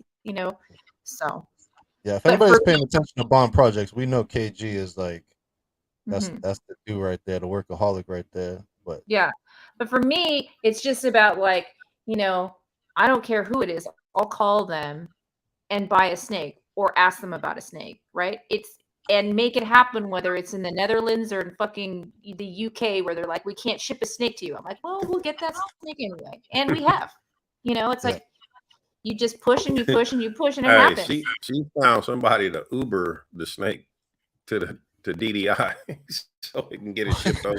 Just fucking do it. You ask, and they're like, no, and then you ask again, and they're like, no, and then it comes. So you just do it, and for me, that's more of a challenge. It's more exciting. Yes, that persistence, to make something happen versus whatever. And, I think also just like, like we talked about earlier, just calling people and making, relationships with these just, whoever, just because they're doing it too. You know? You got to get out of your comfort zone, man. Like you said, celebritize these certain breeders, and scared to approach them or talk them or ask for a question. So I just, what's the worst they're going to tell me? No, or they don't respond. That's the same result. Always no unless you ask. That's the same result as if it didn't ask. So what's the difference? Hey, shoot your shot. I'm the same way, man. Before I got the ultrasound, I needed to ultrasound a girl because I was a little anxious about her building follicles, and I just, I'm impatient and I wanted to know. And I just started calling random people. Hey, man, you got an ultrasound I can use? You got an ultrasound I can use? And people are like, yo, you don't do that. And I'm like, what the fuck do you mean you don't do that? They got ultrasounds. I need an ultrasound. Who am I supposed to call? I don't believe in that. Huh? Did someone say yes? No. You know what? I ended up us, though. If somebody called us, guess what? We would say yes. No. Oh, yeah. Listen, I say yes to everybody. No, hold on. To be fair, it's yes to our ultrasound your snakes. You're not borrowing. Yeah, of course. Ultrasound. Yeah. Oh, no. I'm not. I would never. Of course. Let's be clear. Let's be a matter of fact, because I don't want a bunch of DMs like, hey, man, I heard D say you're loaning out the ultrasound. Never said we were loaning out an ultrasound. You said, of course, if somebody asked, yes, they could use it. Yeah, they can come over and we'll do it. They can come over and use it. Yeah. See, that's that perfectionist. That's that perfectionist. They're not using what we're talking about. This is when we start getting into arguments. I'm like, yeah, okay, what the fuck is the difference? All right, listen, like Jason from Ancestral, peace and love, okay, peace and love. So here's the thing, right? Everybody said no to me, and I was a little naive, thinking that it was something that was like normal to ask people. But I ended up buying a dinosaur. Yeah, I ended up buying a dinosaur for like $200 or something like that. And it's from like the 80s, a big gigantic thing, but it works and it's functional, so I'm happy with it. Ever since I got it, when I come across all the homies that are local, I'm like, yeah, no doubt. You need an ultrasound? Come on over. I'll ultrasound your snake for you. I'll show you how it works. I'll let you do it yourself. Like, I'm all about helping people, man. And not everybody's like that, but can somebody check out the ultrasound like that at a library? No. Exactly. It's too fucking big. You can't put it in your car. Exactly. There's not a library and you don't have a library card. We're not checking out a book. You come and we'll go in the living room and I'll ultrasound it for you and I'll show you the follicles and we'll measure shit. You can try it, all that. Yeah. But if I gotta use the bathroom, it's going in the bathroom with me. We bought it. Our first ultrasound that we bought, we hated. I mean, every time we open that thing up, we're like, this thing is trash. So we upgraded and now we're happy. But that thing was. It's not trash. It's a great entry-level ultrasound. Entry-level ultrasound. That's a good way to put it. Yeah. It was a great entry-level ultrasound. I'll give it to you. Like, this goes back to my famous quote. Oatmeal's better than no meal. 100%. I can't palpate. The chat real quick. So, yeah. It's frustrating. You got to keep doing it, stick snake hard, whatever the case. It was better than nothing. That's funny. Tommy's joking right now. She said she's gonna post a story saying you're loaning it. Oh, I'm in so much trouble. Thank you. Appreciate it. Yeah, that's it. You fucked up, D. Hey, real quick, Morph Master J had a great question. Are you guys working with any other species of animals, or is it only ball pythons? Right now, Go. Yeah, right now, or are you projecting that you might in the future? So right now we have one colubrid snake, a Pueblan milk snake. Yep, I'm picking up this week. I'm picking up a super dwarf retic, and I want a lizard. So probably, I don't know what kind of lizard, some kind of monitor, maybe a black dragon or a Bell's phase or something. Yeah, white throat monitors are dope too. Yeah, black dragons are super dope. I already like that, but black and white, you get it. So is there anything that I might have missed that you guys like to speak on that could help someone out that's trying to take this serious as a business? The way I think about it is you really have to think about where you're going to be, not just at the end of the year, but like in 5 years, and then make the plan based on that, right? So if you're thinking, okay, well, in 5 years, I'm going to spend $10,000, or 5 years, I'm going to spend $50,000, then start investing that way now, instead of, buying I say you got to have goals, right? So write it down. Set the expectation. Otherwise, you're going to get sidetracked and you'll be all over the place. Give yourself an expectation of, what that looks like, that 5-year goal or whatever. And how do they say that? Just like that show, kid, start checking them off. That way you don't forget what's going, what you're trying to do. We can get sidetracked quick. Yeah, true story, man. How's that saying go? A dream written down is a goal broken down into steps is a plan, and then there was something after that. I'm not sure. You ever heard that before? No, but I like it. Thanks. You need to put that on the billboard. No, I like that. The dream written down is a goal broken down is a plan, plans broken down are the steps, and then you just got to take action. It's something along those lines. It's true. It really is true. Don't be afraid to fail. That's the biggest thing. People don't like to step out on that limb, and all the limbs ain't strong. Some of them gonna snap. You know what I mean? Everything you do, many times in my life. Yeah, everything you do is not gonna be a success. But you got to take the chance, or you'll never know. It was just like you. If you didn't take a chance and ask all these people for the ultrasound, you would have never known. If you didn't take a chance on the podcast, you never know. You killing it. You crushing it. I mean, look at the comments, man. They're going crazy, man. Honestly, I haven't looked at them once because I'm trying to stay focused on you guys. I'm reading them right now, and Anthony's asking, how many businesses have we tried, and was it successful or not? For lessons learned and growth purposes. Before we did this, Kyla and I never, KG and I never actually thought about breeding reptiles as a business to the capacity that we're doing it now. I didn't even like snakes 3 years ago, right?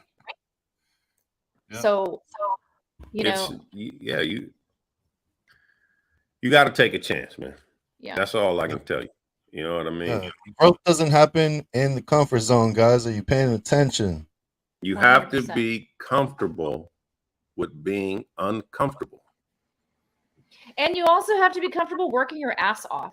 It's so not glamorous. This shit, like at 3 a.m. where Kyle and I are like printing out labels with snakes, and it's like the night before a show, not having any sleep. It's ridiculous, right? Dragging ourselves there and then forgetting, being frazzled, and whatever. It's you just have to keep on keeping on. The average person, exactly. The average person say, man, screw this. Yeah, they don't want to do that. The little details that make the big picture beautiful, right? And what happens is, if you look at our Instagram, per se, right? Yeah. If you don't watch lives and you only saw our Instagram, you think it was all, like, oh my God, they're the best. Ooh, they got this project. Oh, look at this. Oh, but people that watch lives and are in the community, every time you see me on a live, what am I doing? Fucking cleaning. Oh, that's my middle name. You know what I mean? I'm grinding. Like, it's not glamorous. Everything ain't glamorous. So yeah, everybody wants the shine without the work and the dirt that goes with it. Nah. Even if you have all the money, you still that's the beauty of this business. I can hand you $1 million and say you can only spend it in snakes. Well, you're gonna buy every triple visual there is out there, right? Mm-hmm. But if you ain't feeding, if you don't have the rats to go with it, if you don't have the ultrasound, if you don't have the incubator, if you don't, it's all for nothing. It's just a waste of money. You know what I mean? If the passion ain't there, it just ain't gonna happen. This ain't the business for you. If you want to do that, then yeah. Have you guys ever seen somebody not passionate about what they do and be successful? Oh, sorry. Yeah. I'll Not say in this business. Mhm. Yeah. Not in this business. Yeah. I've seen you see it all the time. I mean, you see people are super passionate, like friends that I can speak on, you know, like, man, their dream was I want to open a restaurant. They worked hard, you know, at their job, saved up all their scratch, took out their retirement, opened a restaurant, and it failed. You know what I mean? Yeah, that's a tough cookie to swallow, man. Put all your eggs in that basket and it doesn't work out. Everything's not going to work out, but you know, what do you do after that? You sit and cry, or you get up and, you know, try it again. You go on to the next thing. So anything that I've ever failed at has taught me lessons. I always say this, right? Like everything in life is blessings and lessons, right? And once you learn the lesson, that lesson becomes a blessing. So when you really look at the big picture, everything is a blessing. Mhm. It's just your perspective on how you look at it and what you're willing to take from it. Lessons and blessings. Yeah, lessons and blessings and blessings. Yeah. Turn into blessings and blessings. You sure you weren't a rapper in your last life? Oh man, could have been, man. You got to hear me That was sometimes. a bar right there, man. You hit me with a Drake spoken quotable. word. Yeah. Spoken word poet. Yeah. Listen, sometimes God just puts stuff on me and I got to say it. And sometimes I'm like, does that sound right? I don't know if it sounds right, but Exactly. you know, I don't hold back too much. So listen, guys, we're going to wrap it up. It's been an hour and a half. I got through pretty much all the questions, which is fantastic. And I'm super grateful to you guys for being here with me and doing this with me. Like, hey, man, I'm just glad we got to bust the cherry. Yeah, and y'all were gentle. I get to sit back and see everybody else next. I've never yeah, watched it before. That's exciting. Yeah. Thanks, good. D. You did a great job. It feels good. So listen, real quick, I'm gonna do a little giveaway real quick. I'm gonna give away a T-shirt real quick. It's gonna be exclusive. This is how we're gonna do it, chat. If you're still here, thank you for being here.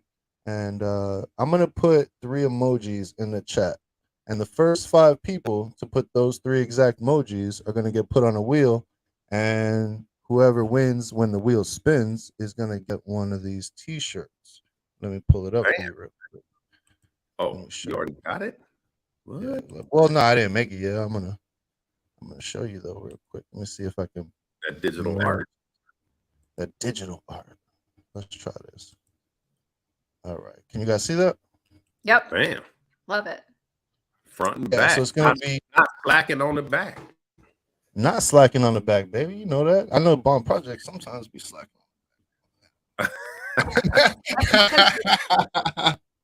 I'm not slacking. That's an intentional slack. Yeah.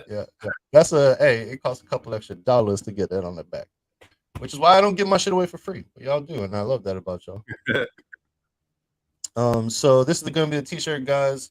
It's my favorite reptile podcast T-shirt with an alluring serpents on the back. I'm gonna put the 3 emojis in the chat in the next minute, and the first 5 people that put those 3 emojis in there will get added to the wheel of names. We'll run it 1 through 5, and whatever number it lands on, that's who it's gonna be. So hit me up in the DMs. Let me get your size and your address, and we will get it to you as soon as possible. Let's see. What should we do? Right. Show the sweatshirt. Oh. Hey, Ray. Oh, yeah. Y'all got some swag? No, we're gonna add on to that. Same thing. The winner. Oh, okay. Another winner will get a Bomb Project sweatshirt. Damn, look at that. You can get the Panda Pie, the Mandarin Clown, or the Ultramel Clown. Oh man, I thought with you the was fresh kicks. With KG on the kicks and D on the kicks. That's dope. All right, bet. So, yo, that's awesome, man. Y'all see that? Free sweater. I don't even have one of those yet. So, lucky to the winner. $60 value. Let's go. Act now. Act now. But wait, there's more. But wait, there is more. Yeah. Let me see. Let's see. I'll let you guys decide what 3 emojis you're gonna put. Okay. So figure that out while I'm figuring this out. Whoever's in the chat, y'all can hold up for a second while I figure it out. Hey, while he's figuring that out, man, support US Art. And yes, 100%. And pray for and Brian US Art Florida. There's 2 different things. Pray for Bar Check.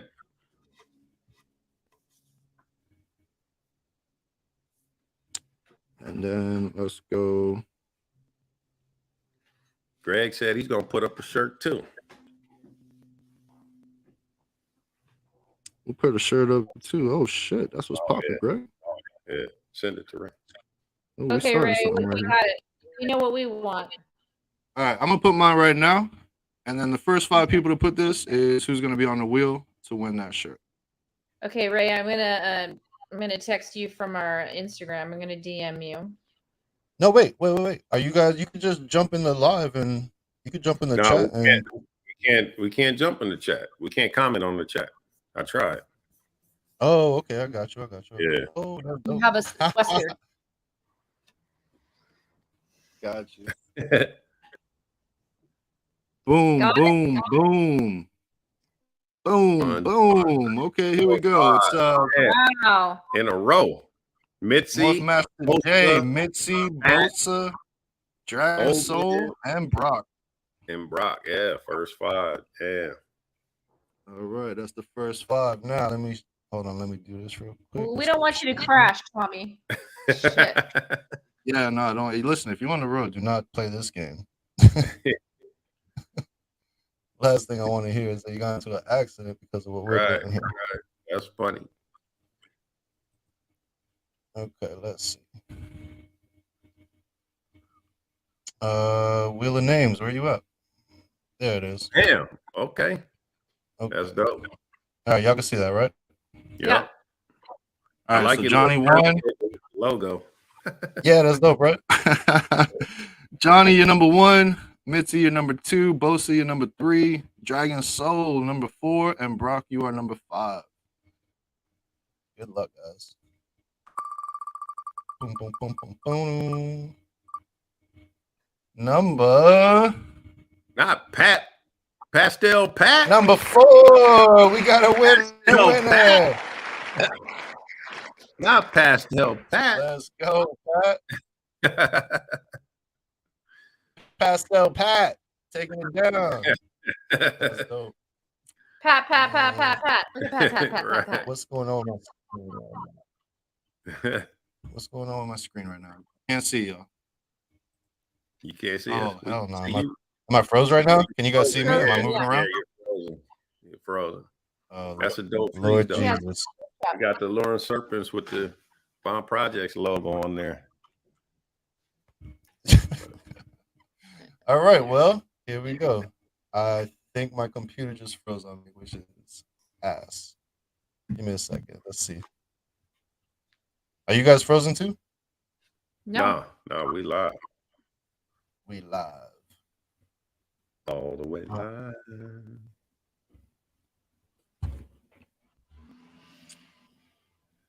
All right, guys. Well, my shit ain't working. All the way live. Yeah, you froze up.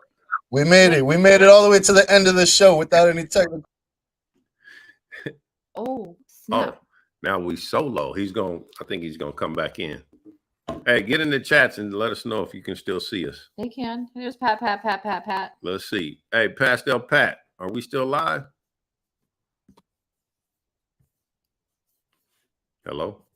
Anybody in the chat? Yay or nay? Oh, we see you. Okay. We all good. Well, we just took over the show, guys. So any special requests? This is the first installment of the Bond Projects podcast. What it do? Can't see Ray. Yeah, Ray's gone. Okay, he's trying to get back in. All right. So the emojis we want to use are a pan. No. What? No. He's gonna post it on the screen. Relax. He's coming back in. You already sent it to him, right? Yeah, but we can do it. We can get the time going while he's coming on. No, let him do the whole wheel and type it. We can't type it in the comments. Yeah, but we can tell him. No. It's his show. Let him do it his way. Oh, Pat.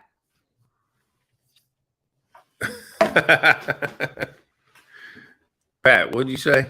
He said, relax, D. Oh, Pat. I think you mean relax, Kylan. Pat said he winning it all. Working on it. Exactly. Man, we good. Don't worry. We got faith in you. KG, show people how you're going to dance on your OnlyFans page. Okay. I'm ready. He's got a special dance he's working on. No, we ain't doing that. We were practicing earlier in the garage. Ain't no OnlyFans. That's a myth. Here. Let them see something that just shared out today.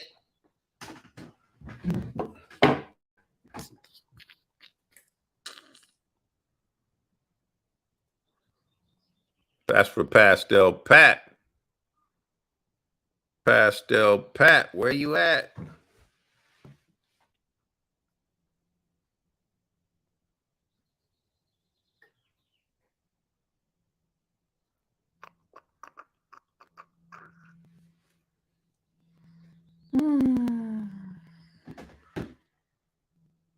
Man, that thing's nice. That pastel, it's different. Let me see. Let me see if we got it.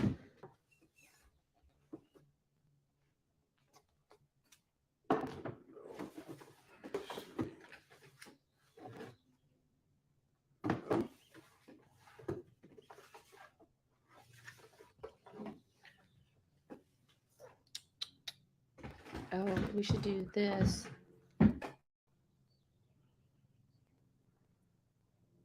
No pastel. He's back. Pastel. I'm back. There we go. We can hear you now. Yeah. Man, I don't know what that was. That spin the wheel fucked me up, or my computer at least. Okay, I got you. Which one you guys taking? Pastel? No pastel.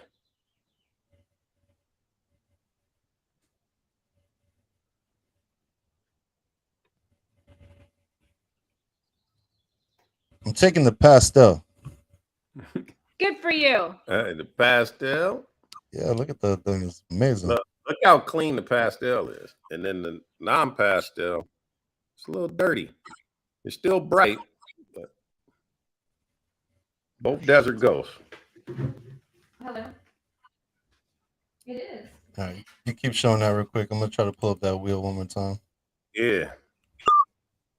We're trying to figure it out. Is it pastel or non-pastel? I'm happy this happened at the end of the show.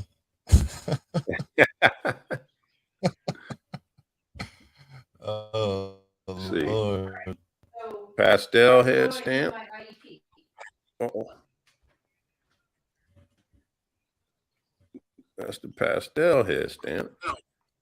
Oh, see, I told you Brock loves that shit. Still blushed out. That DG.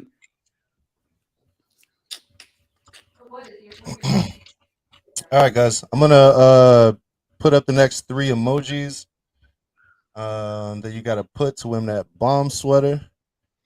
And first 5 gonna get on the wheel, and whoever wins that is gonna get that sweater. So get your little fingers ready. Tommy, don't do this if you're driving. Nobody do this if you're driving.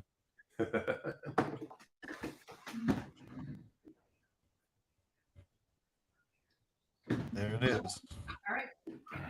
First 5, let's go. I'm gonna go do open enrollment at Marshall and see what happens. Is what you're saying. This is for the Bomb Project sweater.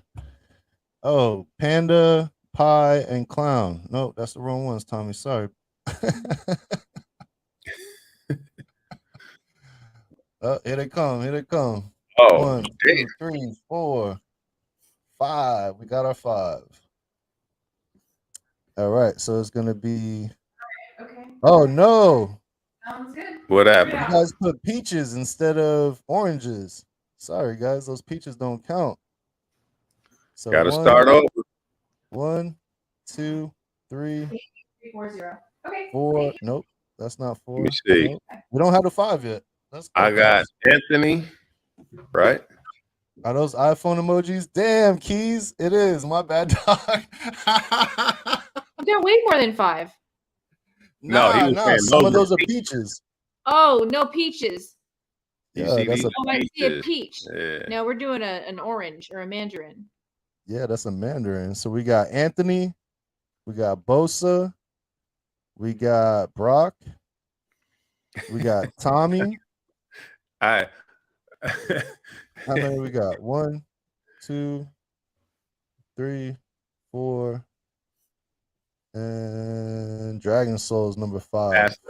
Pastel Pat. Oh, Pat's gonna come in again. Pastel Pat.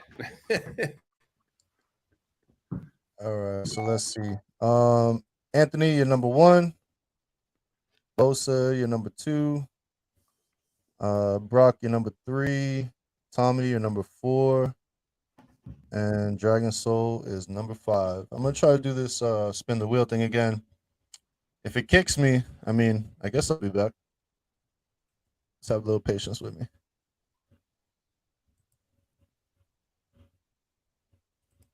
All right, let's see. That's a dope sweater. $60 if you don't win. Y'all can hit him up on IG. Yeah. Y'all can hit him up on IG. You can get it for 60. Extra small through 4X. All right, y'all see the screen? Yeah. Okay, cool. Let's run it. Good luck, guys. Boom, boom, boom, boom, boom. Number 3. Who's number 3? Number 3 was 1, 2, 3. Brock. Morphinary Arts. Morphinary Arts. Nice. I hope y'all got a size 5X. This is a big dude. We don't. No. 4X is the biggest. 4X. Oh my God. Tell me this is doing it again. Lord Jesus. No, we can see you. You good. Yeah, it's all black for me. I can't see anything. No, you good. We can see you talking. Okay, so Brock from Morphinary Arts. Morphinary Arts. Morphinary Arts. Okay, Brock, send us your address and the size you need. Yep, that was Brock. They run a little small, like a half size small. So if you thought you wanted 3X, get the 4X. Yeah, I think Brock is the same size as you, KG. He's like 6'6". Okay. KG was wearing a double XL and he thought it was snug. So yeah, I need a 3X myself. Yeah, 3X does good for me, is what he said. Right there. Okay, 3X. 3X. Yeah. Okay. I have it. Just send us your address. He said he's gonna DM us. The sweatshirts aren't in house. We're gonna get them in I think in 2 weeks' time. Okay, so it's not right away, but it'll be on the way. Yeah. All right, I'm actually Just when shocked. you think that it's not coming, it'll be in your mailbox. I appreciate it. All right, guys. So listen,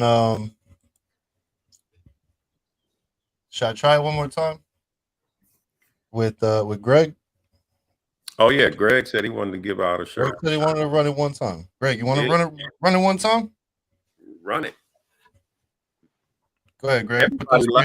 Everybody likes a giveaway. Yes, sir. You ain't lying. Better be glad I can't type in there. I'm a DM you. I'll be hitting the emojis. I'm a DM you. Greg, run those 3 emojis that you want to put, man, and we'll try to run it one more time. You gotta wait till he puts it in, and then he'll tell you. For Greg or for no? Ray's gonna put them in the comments. Greg, and then you gotta hit it. Okay, but then you have to count ours. I'm gonna put it on the screen. What are we doing? Yeah, you can't log into the YouTube from your phone. Oh, I didn't think about that. Hey, Pat, go to YouTube on your phone. Hey, stand by. Pat said, "I'm gonna sit this one out so somebody else can win." Wow. Wait, is it on Alluring Serpents or is it my favorite? Well, it's under my favorite now. My favorite reptile podcast. Okay, my Is that you have your own page for that? No, it was the Alluring Serpents. I just changed the name. Oh, okay. You just changed the name. Yeah. Copy that. So Try my to keep favorite. Here we go. Wow. So now let me copy that. So my. Okay. Okay, I'm ready to go. Okay. Yo, Greg, all you got to do is put 3 emojis in the comments, and the first 5 to pick it will be in the drawing. We'll go over here. Dragon Soul got the first My Favorite Reptile podcast shirt. That's what Yeah, he did. Big dog. That's crazy. Hey, listen, anybody that's here that's new, we're gonna have Hair Down Fridays over on Keys Constrictor's YouTube channel going down tonight. Starts at 8:15. It's a more relaxed show where we're all just kicking it on the panel. It's kind of like chilling with us in the living room, and we're all talking snakes and all kinds of things, and it's a great time. So make sure you definitely tap in. The usual suspects and T and Keisha from Keys Constrictors.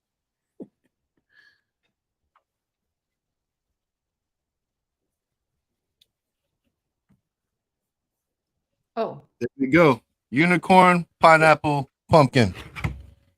Unicorn, pineapple, pumpkin. First 5. Let's go. Why are you so nervous, man? because I'm trying to Send get it. it. I'm trying to get it. No, No, I have just to send take it. those words out. No, you 1, don't. 2, Late. 3. Late. You should have just sent it. You tripping.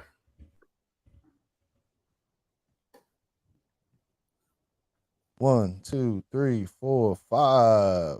You were number 5. D's number 5. 1, 2, 3, 4, 5.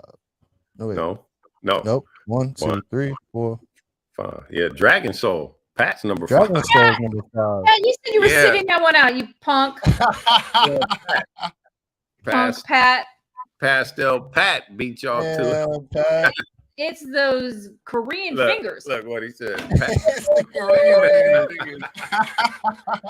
Fuck. Oh Lord Jesus, that's funny. All right, so yeah, this is gonna be we're doing a t-shirt, right, Greg? Yeah. Yeah, I think he's doing a t-shirt. Okay, so first is That's off funny. season, second is Mitzi, third is Morph Master J, fourth is Jamie, Rising Phoenix, and fifth is the Dragon Soul. I really like that name, Morph Master J. Yeah, That's so what cool, I right? said. I said he got to be old. Right? He's like, nah, he's young. He's like from Run DMC. Yeah. Let's see. All right, share the screen. Wheel of names. Let's share that. All right, let me know when you guys see it. There it is. Boom. Okay, cool. Man, is it my internet or my computer that sucks? One or the other. Maybe both. I don't know. All right, You got guys.